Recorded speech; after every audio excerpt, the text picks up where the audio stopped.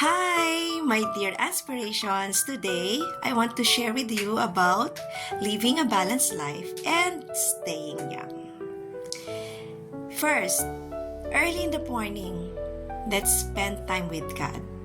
So, mga 5, 10, 15 minutes, now we pray, meditate His Word.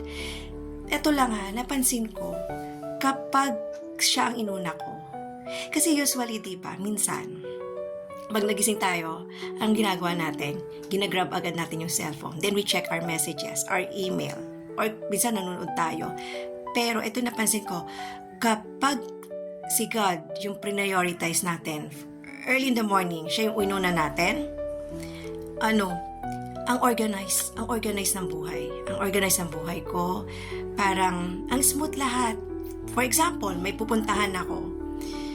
So, ang galing yung paglalakad ko, pagsakay ko ng jeep, pagsakay ko ng LRT, napaka-smooth.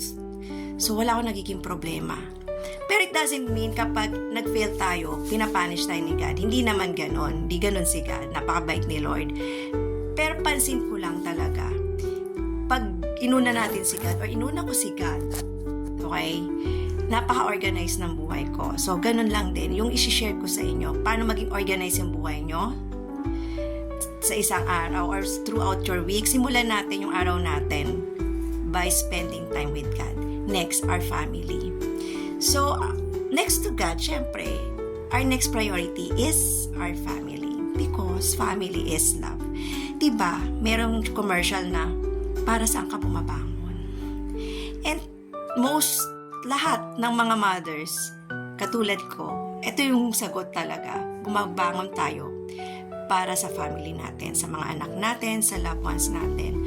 So sila yung dahilan bakit tayo lumalaban sa buhay. Despite of all na mga problema natin, lahat ng pagsubok, sila ang dahilan bakit nakatayo pa rin tayo. Next, doing things that we love most. Meron verse sa Bible. Merong verse sa Bible in Psalms 20 verse 4. Ang sabi doon, may God do what you want most and let all go well with you. So si God is very supportive sa mga bagay na gusto nating gawin. Siyempre, yung mga bagay na gusto nating gawin, yung makakabuti sa atin, di ba? Yung sa akin, pag-workout, yan, gusto kong gawin yan. Yung modeling and teaching. Yon. And then, number 4 is spending time with genuine people. Like our true friends and strangers. Ito na madalas napapansin ko. Nakapila ako or sumasakay akong taxi. Bigla na lang mag-o-open si Manong or kaya si ate about her life. And natutuwa ako kasi natututo ako sa kanila. Nakikinig ako na si ate mas mahirap pa pala or si Manong mas mahirap pa pala yung pinagdadaanan sa akin. Pero lumalaban siya. So, in that way, lumalakas yung loob ko. For example, kasi kami rin naman, may mga pinagdadaanan sa buhay. So, ang sarap lang na mag-spend time sa mga tao na kahit hindi natin kilala, pero nandun yung puso nila para i-share. Hindi lang finances, hindi lang pera. Hindi sa pera, not money matters. Pero i-share nila yung wisdom ng buhay kung saan matututo tayo.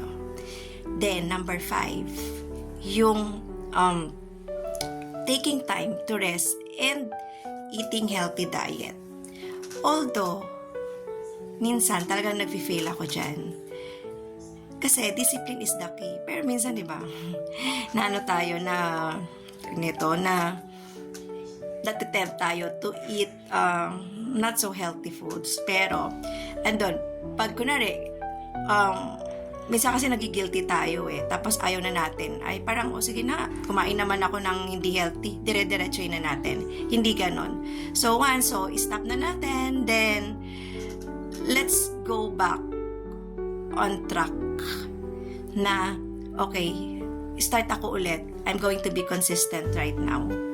So, yun. So, discipline is the key talaga. Yun lang. So, eto lang is yung ilan sa mga tips na shinare ko sa, baliktad ko. Yan. Sa aking book na From Darkness to Power, okay, by yours truly, kung saan, ito po yung guide, self-healing guide, kung saan na-overcome ko yung aking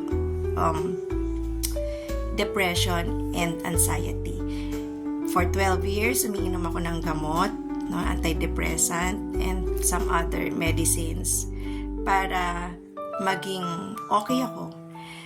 Pero 3 years ago, na-stop ko na siya because of natural self-healing. Yun. At isa yun yung mga binigay kong mga shinare ko kanina. Yun yung mga ilan sa mga things na ginawa ko para ma-overcome ko yung aking depression and anxiety. And for those who avail my book, thank you po sa inyong lahat. Maraming pong salamat. And for those who want to grab, and ang book po is available sa Amazon shop in paperback and ebook. Yan. So, thank you so much. My dear aspirations, I love you, but Jesus loves you more. Sayonara. Bye.